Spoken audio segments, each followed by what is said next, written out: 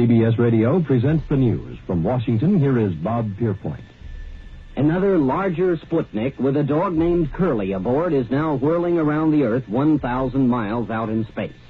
The Russians launched an 1,100-pound satellite late last night, and so far both Sputnik 2 and its K-9 passenger are reported doing well. The dramatic achievements in space which occurred in recent weeks should have made clear to us all, as did the Sputnik in 1957, the impact of adventure on the minds of men everywhere who are attempting to make a determination of which road they should take.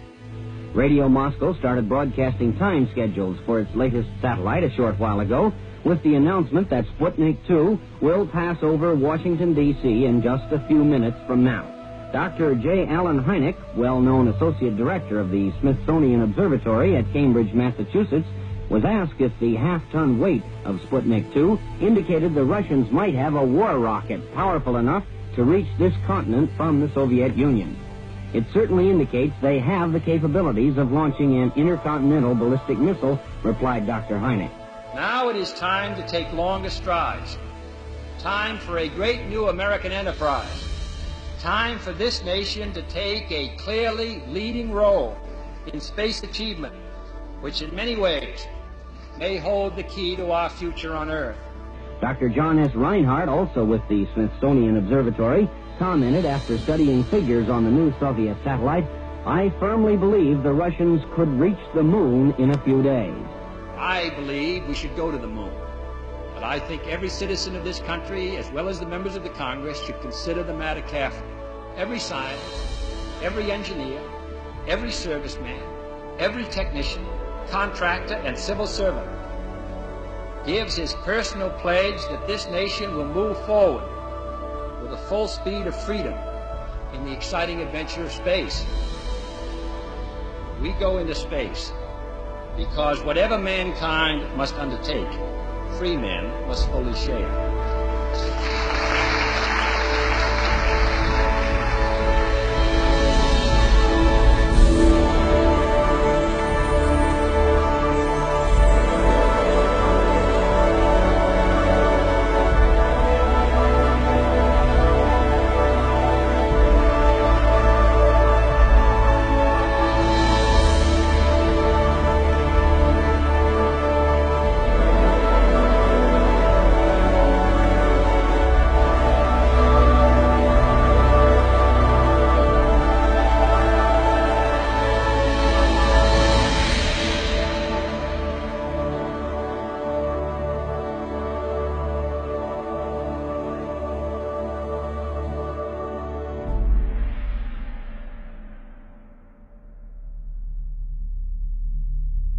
On January 25, 1994, the Deep Space Program science experiment known as Clementine was launched from Vandenberg Air Force Base.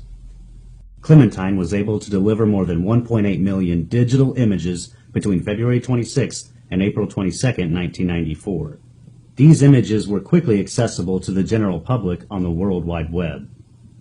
In 1994, President Clinton cited the Clementine mission as one of the major national achievements in aeronautics in space. By going to the Clementine Lunar Image Browser 1.5, you can find many images that have been smudged or blurred to keep you from seeing what is there. Click on the desired resolution section and choose 1 pixel equals 1 kilometer option. Then by going to the image size in pixels option, choose 768 by 768. You are now ready to see for yourself a huge object on the surface of the moon. On the moon map, you will easily see a dot on the top of this crater and on the lower left. Click on the black dot on top of the crater and a close-up image of this section appears in the browser. What you see is a huge object resting at the top of this crater. It appears to be a large machine or perhaps a large spaceship or a motor of some kind. You can clearly see this photograph has been smudged over and blurred so we cannot see the details. This little gem was discovered and brought to the attention of moon researchers all over the world by Joseph P. Skipper on May 28, 2004. I decided to hire an imaging forensics expert to take this photo and to try and remove the blurring to reveal what is underneath. Jim Horrocks, an imaging forensics expert, who has worked with the Los Angeles Police Department, was sent this photo, and his findings were written in a report he submitted to the President. First of all, the astounding measurements he made reveal an object that is 10 times the size of Los Angeles. 10 times the size. This in itself is an incredible detail about the size of this object. By using Adobe Photoshop and some of the filters available within the program, we were able to see more of the details that were lost due to the blurring applied by whoever did this for NASA and the Clementine mission archives. This enormous object seems to be some form of a machine or possibly a spacecraft. In all the enhancements made independently, it appears there may have been what appears to be a giant humanoid wearing a jumpsuit and possibly working on the front portion of this contraption.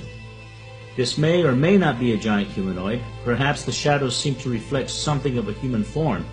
We will never know until NASA releases this photograph unblurred and with the clarity available for us to see. By clicking on the new lunar map now available, you will now see that the same crater is available for viewing in all its clarity. There is no object there anymore, and there is no smudging of anything near or within the crater. We have to ask ourselves, if there is nothing on the moon that suggests alien moon bases, strange structures, machines, and possible civilizations thriving there, then why has there been a deliberate tampering of these and thousands of images we will present here in this film? One of the many challenges I had to deal with in making this film was how the structures on the moon were to be presented. Unfortunately, most of all the Apollo and Orbiter photos are black and white. Many photos are in low resolution, so zooming into them for a closer look causes the photos to blur and become pixelated, making it impossible to see details of what's on the surface. While I was designing a poster for the film in Photoshop, I decided that I did not want a black and white photo in the background of the poster. So I decided to color the background image I was using so I would have a full color poster for the film. I took some full color aerial photos of landscapes that closely resembled the distances of the moon's surface, turned them into black and white photos, and compared them to the moon photo I was about to airbrush. Noticing the different shades of the aerials from Earth and the colors represented, I then started making a color palette in Photoshop. All I did was airbrush the colors onto the moon photo as they appeared on Earth. But the structures and other objects on the moon revealed themselves. I was so overwhelmed at the results, I have now colorized over 247 photos. Now that I had come up with a format and a routine for colorizing the moon, I decided to gather the most famous Apollo moon anomaly photos that researchers from all over the world had been presenting for years and decided to colorize them. This is one of the many original NASA photos that has some very unique anomalies, especially here in this area. This is what it looks like after we bring up the contrast to eliminate the brightness applied to distort the image. And this is what it looks like after applying my colorizing process to it. So remember, these are colors and tones I used from Earth photography applied to the moon's surface. With Earth colors applied, you can see all the details with depth perception as never before. By painting the moon with Earth colors and tones, we can now see what has been there all along for us to view.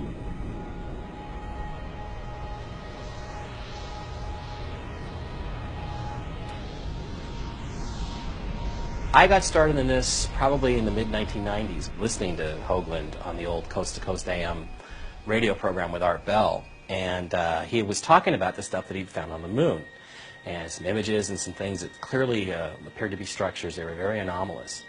And he was noting that there were thousands upon thousands of photographs that had been taken of the moon by the various unmanned probes and then the astronauts that had orbited the moon. And he said, you know, Art, anybody can do this.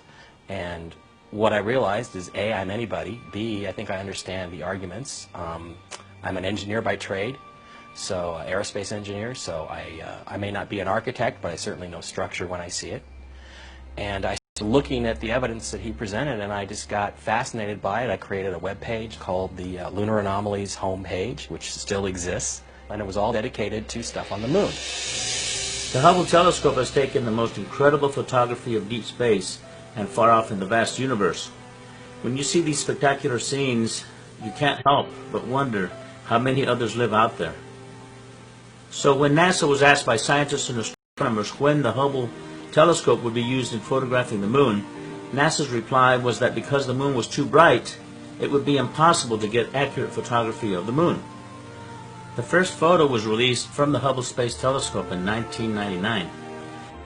Needless to say, the scientists and astronomers were not too pleased at how NASA had deliberately lied to them. When I heard about this photograph, I thought for sure we would see the moon in full color. But of all the photos taken by the Hubble telescope of the moon, they are in black and white. After colorizing all these photos, you can't help but learn the moon's layout. After all, it is a small planet compared to Earth. Prepare yourself.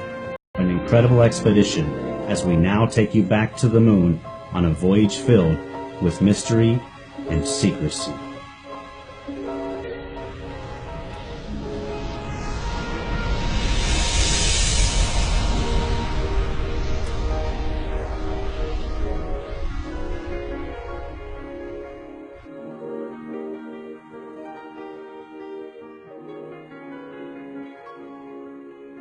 I'm not sure why NASA has not told us what's on the moon. In a way they have told us, because the pictures are there and there's hundreds of them. So anybody can do what I did and go and look at the pictures and enlarge them and see what there is. NASA has been there, but we haven't been back since 1972, and you've got to sit there and wonder why that is. It's our closest celestial neighbor in the heavens. You can see it every night when you walk outside, and really there's so much mystery about it still to this day. Many people seem to think that the Apollo program answered a lot of these questions, and in many ways it did, but we, the general public, have never been privy to any of those answers.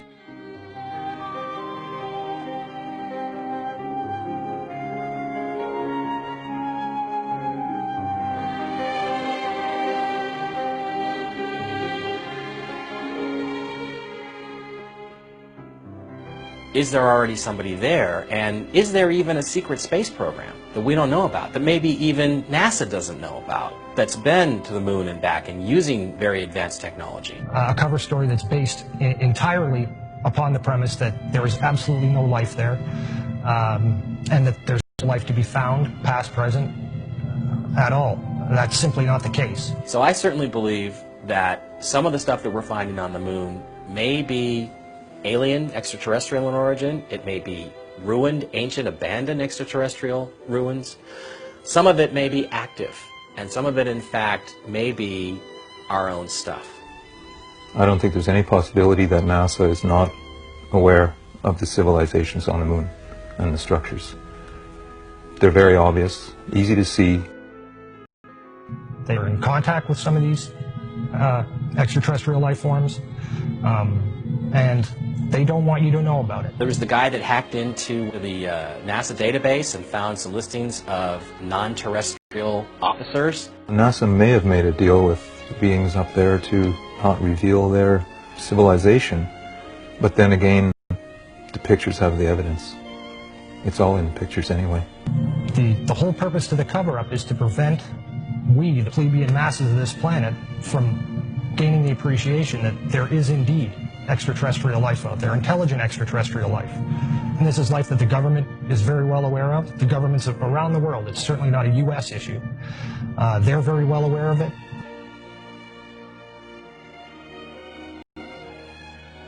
Because you've been lied to, you've been robbed of something that you deserve, which is to know what your true history is and what your true significance is in this world. I really don't think people realize how deep the lie goes, how big it is, how unbelievable the cover-up is. This truly is the greatest story ever denied.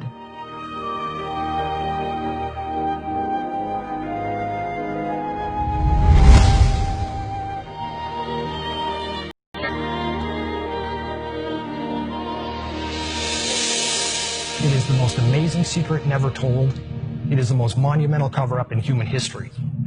And hopefully, the public will take a movie like this, and it will begin to open up some doors, begin to open up some windows to the truth, whether it's from the government, whether it's from other insiders who can now come forward and begin to tell their stories of what they did and their involvement in this cover-up to get the truth out there. I think the world's ready for it, And hopefully a movie like this will push that forward a little bit and speed the process up.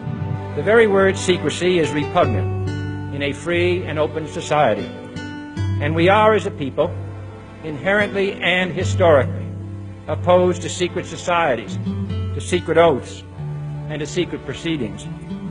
We decided long ago that the dangers of excessive and unwarranted concealment of pertinent facts far outweighed the dangers which are cited to justify it. And there is very grave danger that an announced need for increased security will be seized upon by those anxious to expand its meaning to the very limits of official censorship and concealment. That I do not intend to permit to the extent that it's in my control. And no official of my administration, whether his rank is high or low, civilian or military, should interpret my words here tonight as an excuse to censor the news, to stifle dissent, to cover up our mistakes, or to withhold from the press and the public the facts they deserve to know.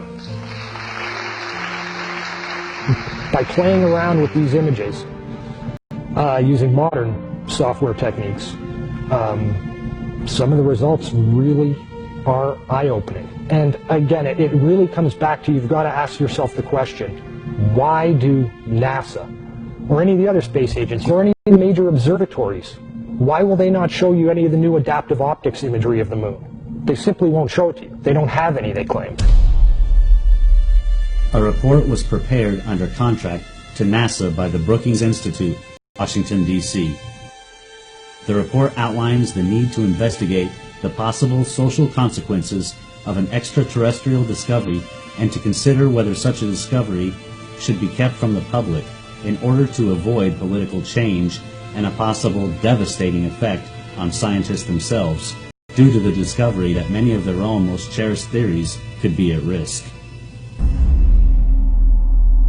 And it says in there that you should seriously consider covering that information up, because it may in fact lead to what it calls the disintegration of our culture because of the tremendous cultural impact, the shock that it would have, especially to scientists and engineers who've come to believe arrogantly, I think, that we are the top of the heap, that we are some part of some natural process and we are the dominant species. I don't think that that argument flies. I think that document is nothing more than their political and legal cover for what they've been doing, because there is a much bigger issue that comes out here.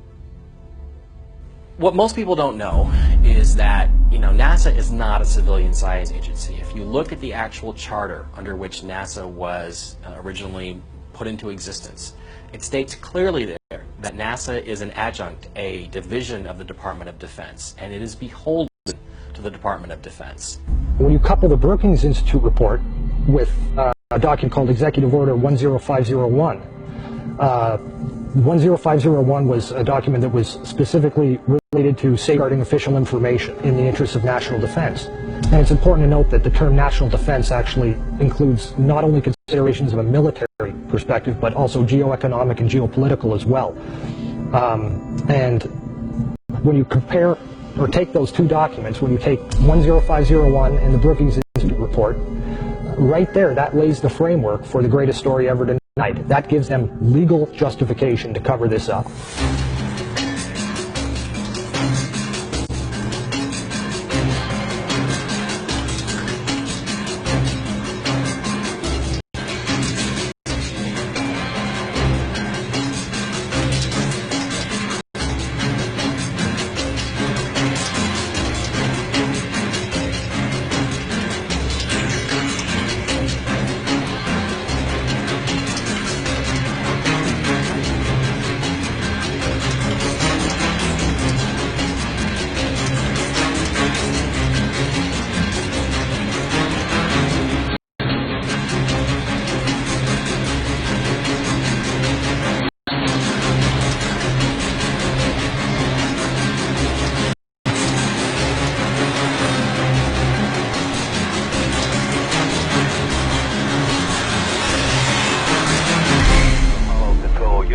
Switching now to the voice of Jim Lovell. by 60.5. Good to hear your voice. Apollo 8, Houston, what does the full moon look like from 60 miles? Over. Okay, Houston. The moon is essentially gray. No color. Looks like plaster Paris.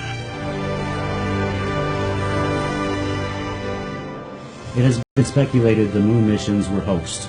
Perhaps some of the Apollo missions were filmed in different locations and in studios in order to conceal the incredible discoveries found on the moon.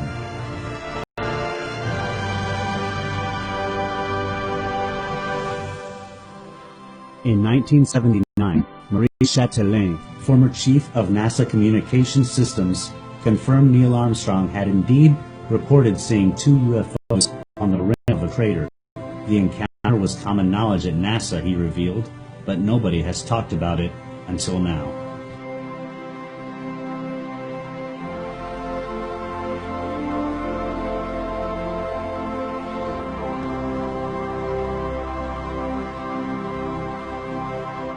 Even if you don't care what's up there, you damn sure care about the lies that are being put in place to hide what's up there.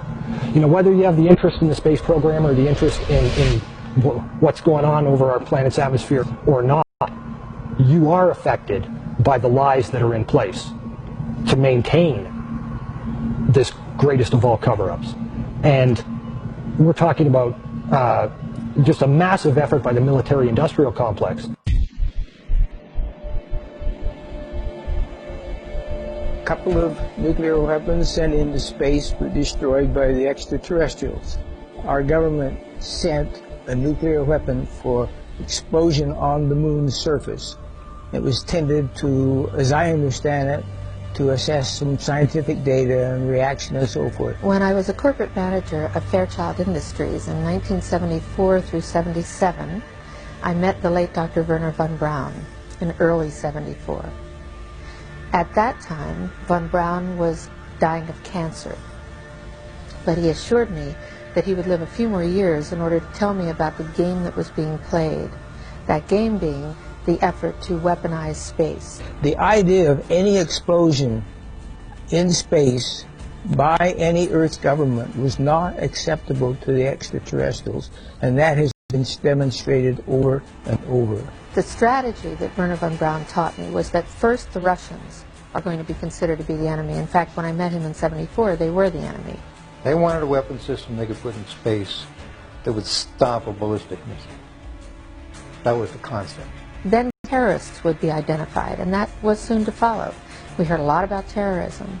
Now, if that ballistic missile happened to be coming from another direction other than earthbound, could it do the same thing? Then we were going to identify third world country crazies. We now call them nations of concern. I have but a short time to try to convince people that we are moving in an avenue where we are going to militarize space. The next enemy was asteroids. And the funniest one of all was against what he called aliens, extraterrestrials. That would be the final card. As a direct result, we will become a threat to them unless we spiritually grow also. And over and over and over, during the 4 years that I knew him, he would bring up that last card. And remember, Carol, the last card is the alien card. We're going to have to build space-based weapons against aliens. And all of it, he said, is a lie. We put nuclear weapons out in space as a line of defense, and we was ready to blow them up if they started in. Today, most people have come to the very clear realization, I think, that things aren't quite as you've been told, and the question then just becomes is, how big is the lie? And the truth is, it's bigger than most people can imagine. One of the great things about the NASA archive system is that at the back of many of their documents, they have both distribution and reference lists, and the distribution lists are very important. They say who that document is being forwarded to and which department and for what company. And when you begin to cull through these documents, certainly ones that deal with specific subject matter, like image enhancement, for example, you begin to see a lot of names that obviously begin to repeat. And you can very quickly determine what individuals knew what and had to have been privy to certain information just by the very nature of their job. The individual that I managed to identify and who agreed to meet with me and talk with me was a man who worked for a company called Bellcom during the 1960s and into the early 1970s. Bellcom, although many people haven't heard of it, is in many ways a company that is more responsible for landing man on the moon than NASA really was. Bellcom's a division of AT&T and Western Electric. Bellcom was around for only a decade. They were there for the specific purpose of landing man on the moon and ensuring that NASA got the job done. Meeting him was actually the most incredible 3 hours of my life, the interview that we had. A man who I knew was in the know, a man I'd tracked down. He wasn't in any way looking to throw this stuff out in the public eye. It was just really a matter of him recognizing that I wasn't on a total blind fishing expedition, and I'd actually figured some things out. That opened him up in a big way. He made the comment several times during the interview that he'd never talked about this with anyone before. It was not the kind of subject matter that you talk with anyone about. The people that were in a position to be in the know, to have at least some high level of understanding of what was really going on, these individuals are also very well aware of what their government is actually capable of. A guard told me that he was asked to burn some photographs and not to look at them. And there was another guard guarding him, who was in green fatigues, watching him burn the photographs. And he said he was too tempted. He looked at one, and it was a picture of a UFO, and he was very descriptive. I can go into that later with anyone. He immediately was hit in the head, and he had a big gash in his forehead. He was knocked out, and he's terrified, so he would have to be protected. Another incident, I knew someone in quarantine with the Apollo astronauts. He told me that the Apollo astronauts saw crap on the moon when we landed, and that is what he told me. And he also was afraid. He said that the astronauts are told to keep this quiet. They're not allowed to talk about it. So I do want to let you know that I worked out there for a number of years, and I ran into this. So it's not something everyone knows that works out there for a long time. My boss didn't know about it. Some people that sat right next to me didn't know about it. It's very strange, because I don't know how they can do it, but they can let some people know about it and then others not. I'm willing to testify before Congress that what I'm saying is true, and thank you very much. They know the power of these people. A lot of people ask questions like, well, how come none of these people who knew about it have ever come forward? These individuals have signed their lives away in security classification documents. And when I say sign their lives away, I mean that quite literally. I mean, these are things that if they talk about, it's off to Guantanamo Bay. This is the greatest secret in not only the United States military and the United States government, but around the world. So really, for a lot of these individuals, and there are many other investigators out there who will tell you this, that one of the only ways these individuals have to ever put the truth out is to do it through a proxy. They find another individual, or another individual finds them, and they talk a little bit about what they know. They're usually very, very careful when they talk about it, because they don't want trails leading right back to them. With this gentleman, I think a great deal of his openness had to do with the fact that he knew he was dying, and he knew that he was just fed up with the government's behavior. So he was more than willing, knowing that I had understood at least a little bit of what was going on, was much more willing to open up to me. On November 20th, 1969, the Apollo 12 astronauts did an experiment with some strange results.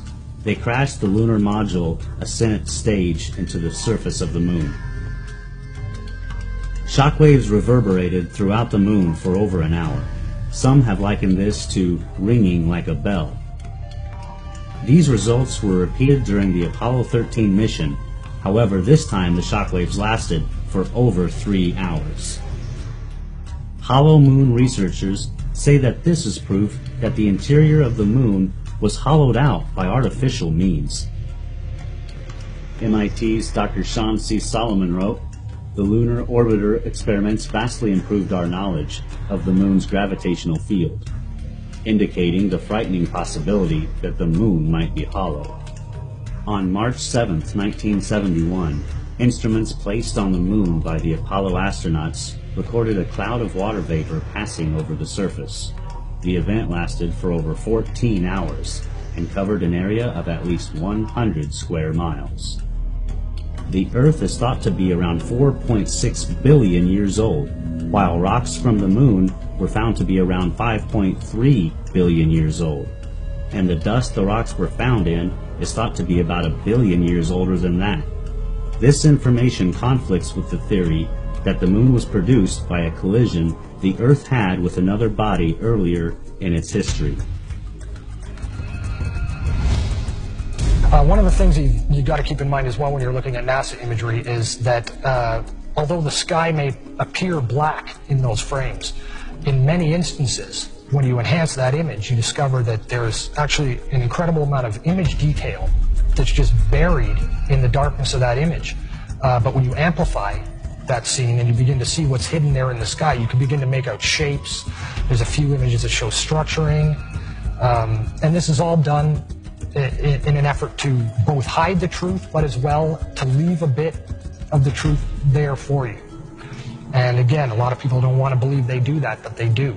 That's all part of the dripping faucet technique, where they give you tiny little bits of the truth, and you can begin to fill it, put it together for yourself. One of the frames that really demonstrates the way they use this dripping faucet technique is a frame known as 20680 from the Apollo 17 mission. For 30 years, this frame was officially listed in their catalogs in the Apollo 17 Photographic Index as being a blank, no image data frame, a frame that has got nothing on it. While this image is most definitely sunstruck and overexposed, blank it most certainly is not.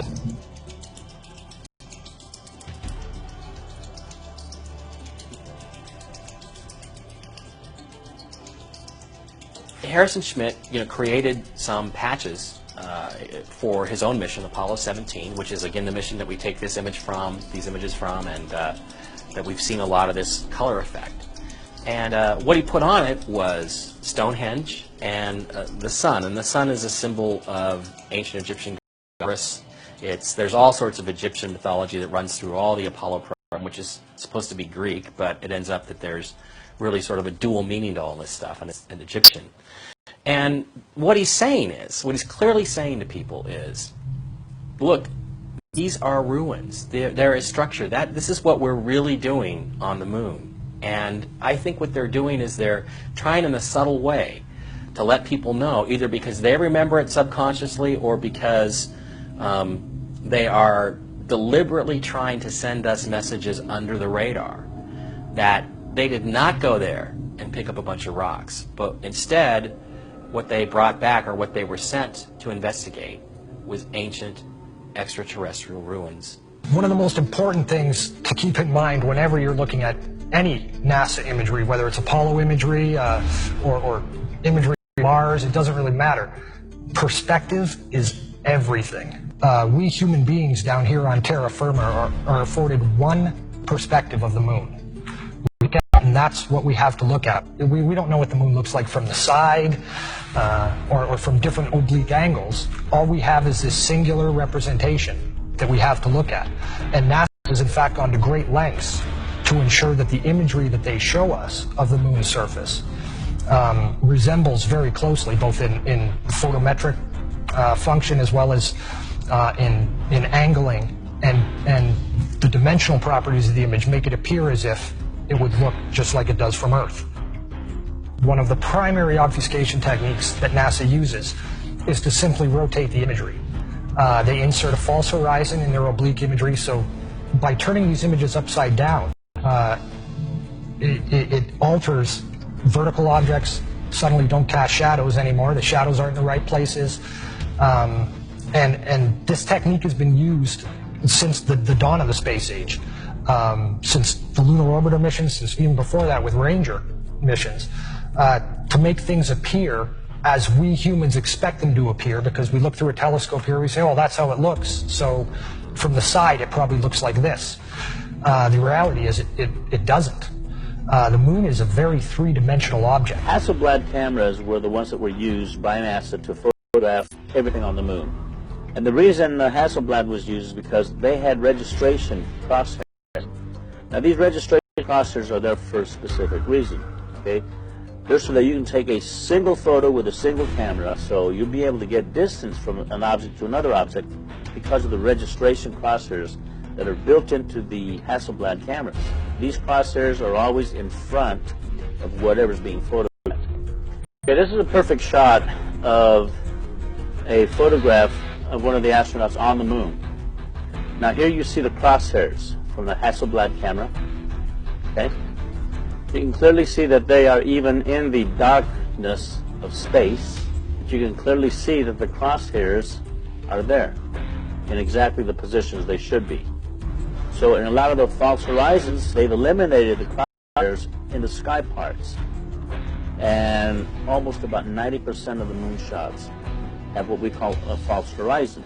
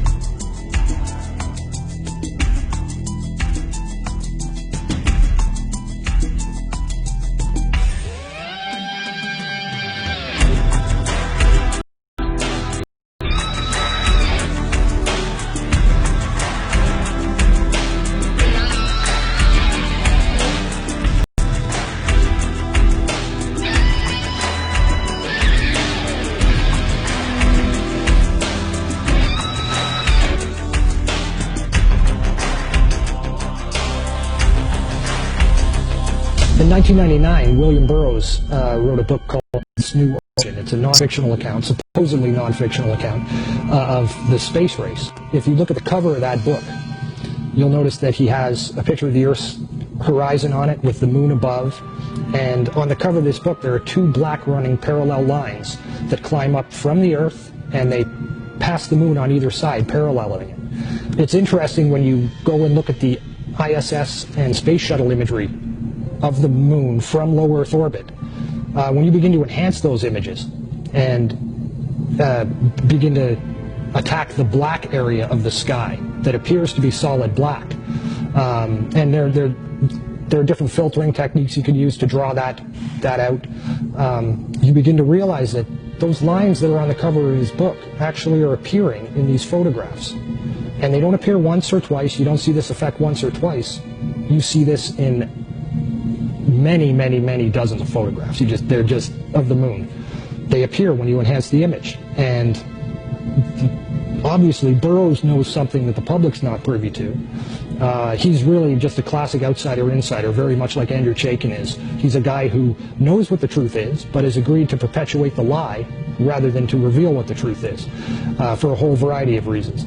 Burroughs does a fantastic job of presenting to us exactly the propaganda and the storyline that the powers that be have been selling us as being the truth for decades. And it gives the reader the official historical cover story in brilliant details. He's someone who is most definitely in the know. There are also frames in which some of these lines appear to be behind the moon, where you see the line rising up and being cut off as it hits the lower limb of the moon before re-emerging again on the exact opposite side of that interception point, where it continues on its very straight linear path. And in these cases, you can see that the lines do not transit in front of or across the lunar disk, but rather it's the opposite. The moon appears to be transiting and covering these lines. So what's going on here? Why do all these NASA ISS frames of the moon taken from LEO show these parallel lines, and why does this book cover mimic this same visual? What are we seeing, and what is being represented? One hypothesis I've heard has to do with what are called space elevators, which, as the name implies, are elevator transport systems that can be used to lift things, satellites, cargo, spacecraft, people, from the surface of the Earth, lift those up into space. Now, I realize that to many people this idea of building elevators with lengths of tens of thousands of kilometers that could extend from the Earth's surface up to geostationary orbit or to the moon probably sounds ludicrous, something that if it is possible at all, must be centuries and centuries beyond what we're capable of doing today. But it really does not seem to be as beyond state-of-the-art as one might think. These are the kind of projects being worked on today and funded today. Back in 1999, NASA sponsored what was called the Space Elevator Workshop, and its purpose was to explore the feasibility of the development of space elevators in the 21st century. And it discusses plans for construction that would take place during the later half of this century. And that's all the unclassified stuff. That is what they're willing to tell us about their capabilities.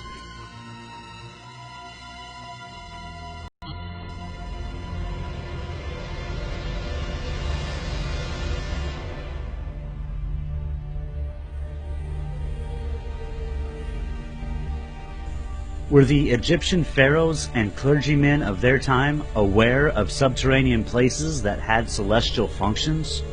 Judging by hieroglyphics that were discovered in tombs of pharaohs, such as Ramses, one can see a collaboration between what the Egyptians described in their time as a stairway to heaven and what we are seeing now with these space elevators emanating from Earth.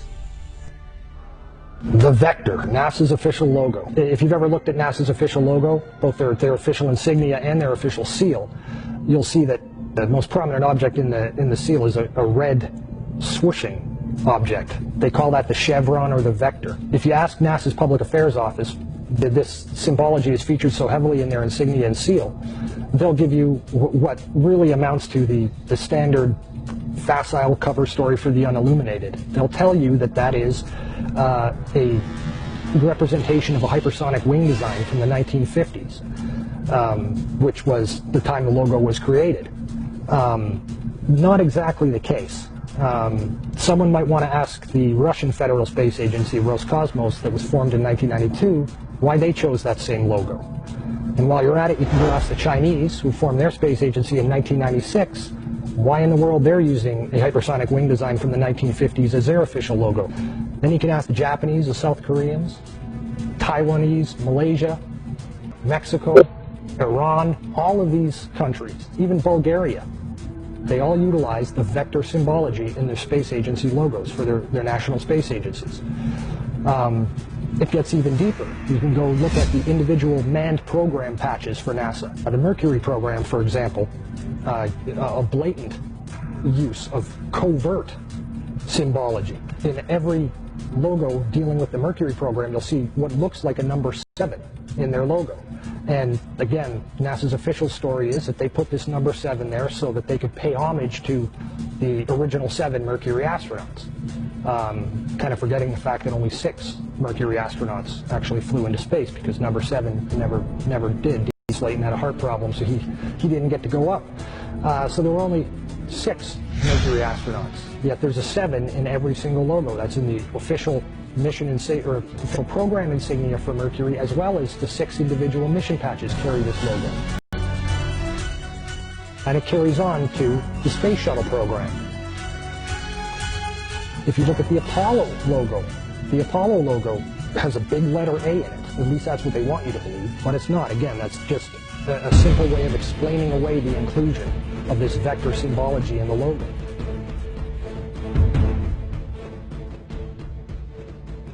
If you go to the Space Shuttle program, the original Space Shuttle STS program patch is a triangular patch that, again, hides the use of the chevronic vector symbology.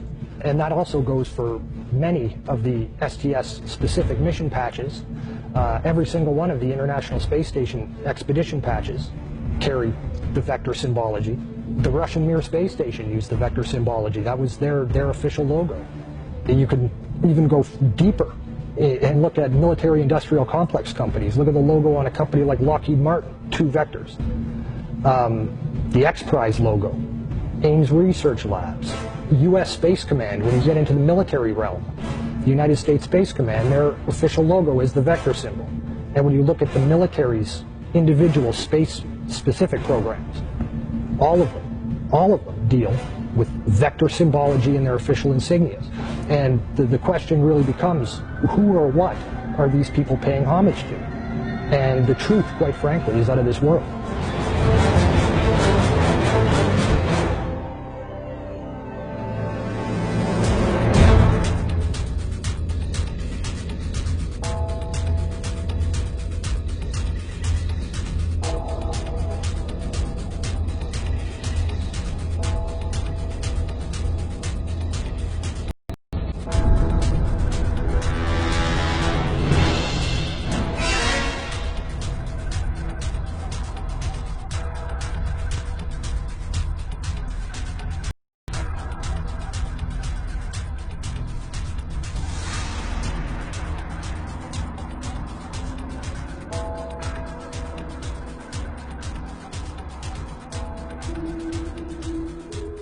This painting, entitled The Madonna with Saint Giovannino, was made sometime during the 1400s. The artist's name is not known, but at first glance you can notice a UFO shape in the sky to the right side of the Madonna. If you were to see the original full-size painting, you would see the object clearly. Looking at the enlargement, you can see a man and his dog standing and looking up at the object. However, this painting has something else being depicted. On the left side of the painting, you see the sun and some vector-like objects seemingly flying from or toward the sun. Perhaps this artist was trying to tell us something. In another painting of the Madonna made by a completely different artist, the unusual patterns of the sun and the vector-like symbols have also been added prominently on the Madonna's cloak. You can see the same symbology on this painting as on the one before. This time, however, there is no UFO object to be seen anywhere in the sky. This footage was taken over Mexico City in 2002. There were many other videos and photographs taken of this same type of object, clearly resembling the shapes as seen on the visor of the astronaut, on the moon, and depicted in the 14th century paintings of the Madonna and Child. There is probably a larger story behind the vectors, but it is very unusual this symbology has been adapted by all the United States and foreign space agencies, especially enemies like Iran and others who are also making missions to the moon. Control Houston, switching now to the voice of Jim Lovell. By 60.5, good to hear your voice. Apollo 8 Houston, what does the old moon look like from 60 miles, over? Okay, Houston, the moon is essentially gray, no color.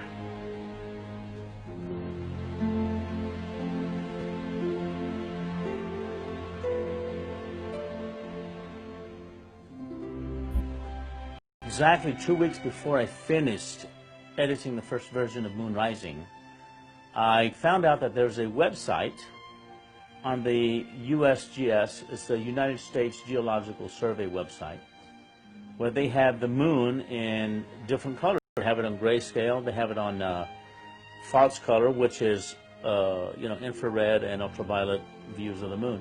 But they also have the spectral color, which is full natural color of the moon. And when I found this out, I just totally freaked out. I mean, first of all, when I airbrushed the moon to build a poster for my film, I didn't realize how close I was to the actual natural colors of the moon. My partner Saskia, she goes, Jose, are you sure you haven't been on the moon? Because it was so close, it was just amazing. It's so unbelievably beautiful. All these natural colors that exist out there has never been shown to us. I've seen on TV, the moon is gray and black, and it has no color. Well, that couldn't be farther from the truth. It's really compelling. I just want to see more, and it blew me away. It absolutely blew me away. First of all, with the Clementine mission, it took 1.8 million images of the moon. The high-resolution ones, you can't seem to get any of them because, well, they give you different reasons why you can't get them, but you can't seem to get them. But there's also these natural color images, and they are much, much brighter. They have far more color than they should if our models of the moon are correct. Now, there's two ways you can approach this. One is it could very well be that some of these areas, let's say some of these areas under these glass structures, these domes, are still intact, that there's still atmosphere in there, that there is still stuff growing there.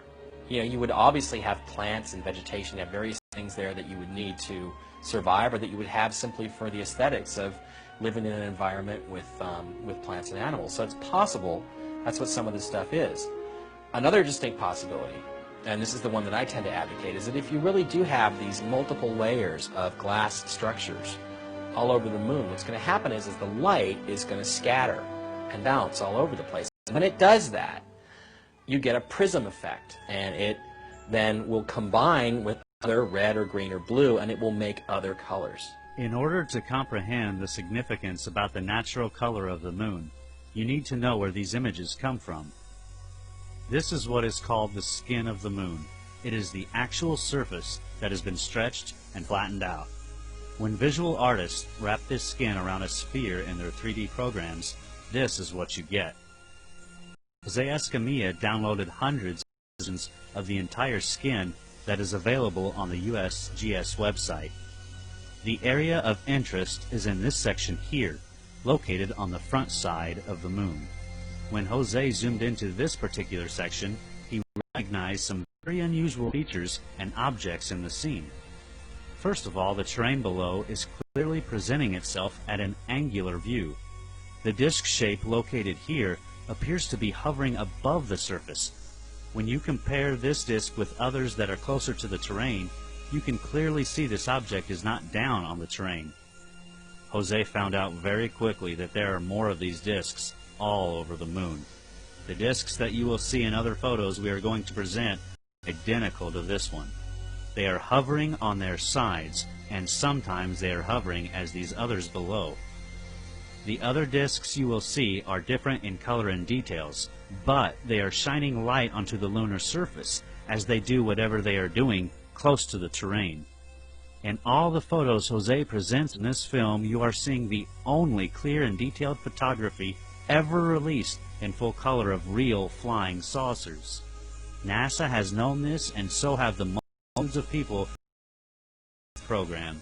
Another thing that I need to bring forth is, in my first film, UFO: The Greatest Story Ever Denied, we had this whole segment on the STS footage of the things that are flying near the tether, things that have the donut hole, but they seem to be alive. I've come to find out that these things are thriving on the moon's surface. There's thousands of them, and they're hovering above the moon's surface, finding the full color imagery that you're looking at now, the natural colors of the moon. It brings us to a total new reality that the moon could have been teeming with life back in '94 when these photos were taken, or it may still be teeming with life.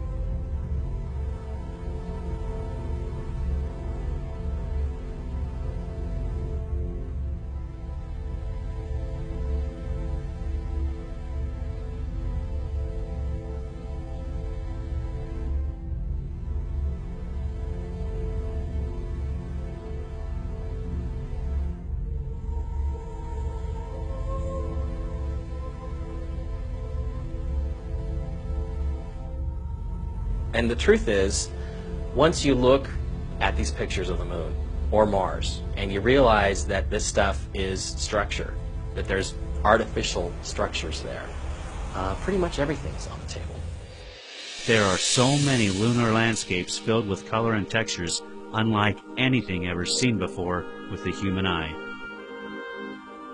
There are deep crevices and overhangs where you can see immensely huge openings, or what appear to be cavern entrances. There are far too many gigantic and massive structures as can be described. You have to see them for yourself in order to grasp the size of these complex and, in most cases, alien-like architecture, as you have seen in many films. You will even see some strange vine-like webbing, as depicted in Steven Spielberg's War of the Worlds. Glass domes, UFOs, massive buildings, and scaffolding spread throughout the lunar terrain in many sizes, shapes, and forms. It is evident the missions to the moon were more involved than gathering rocks and dirt samples. There is no doubt we went to the moon. It is what was waiting for us when we got there that this film is about.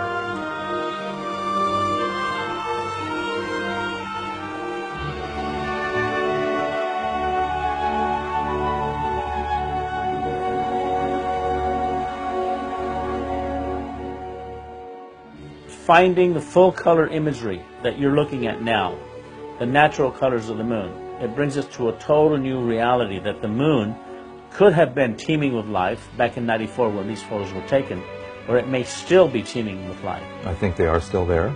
They were there in the 70s when the last Apollo mission was there. I found lights on. It seems that, at least in some areas of the moon, that the lights might still be on.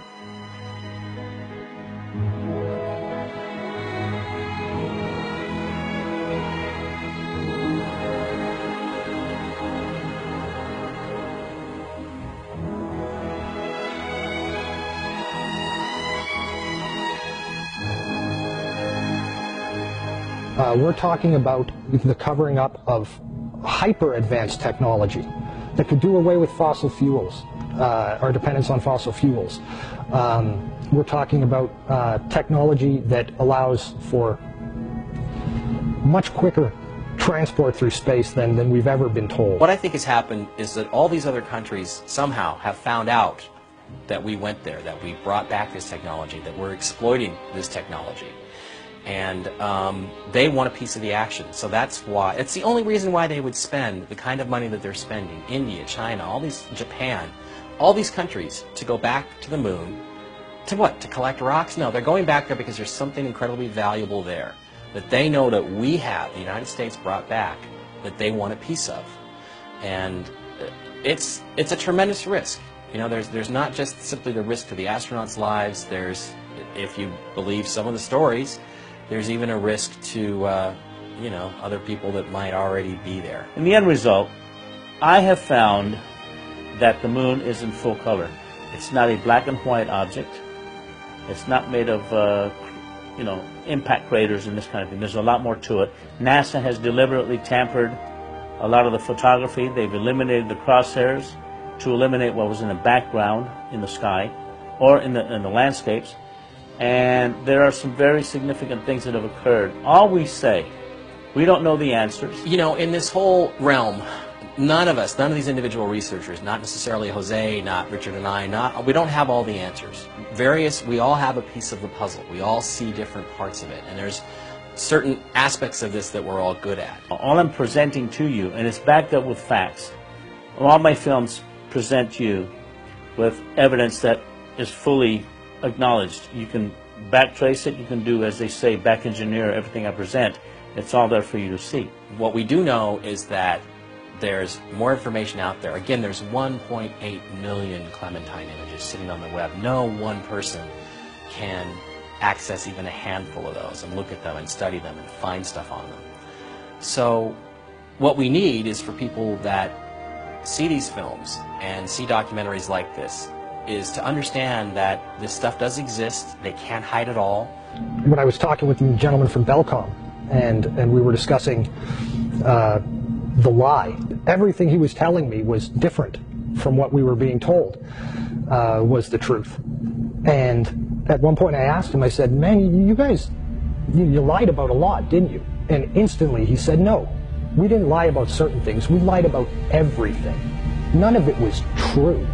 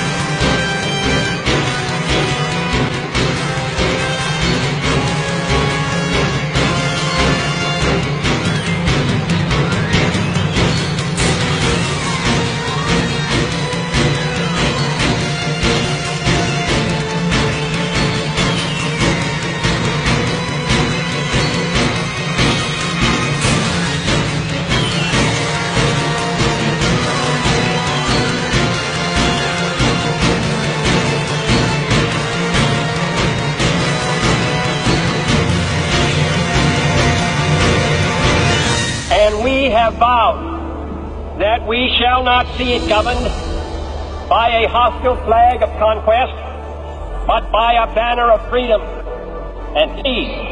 We have vowed that we shall not see space filled with weapons of mass destruction, but with instruments of knowledge and understanding.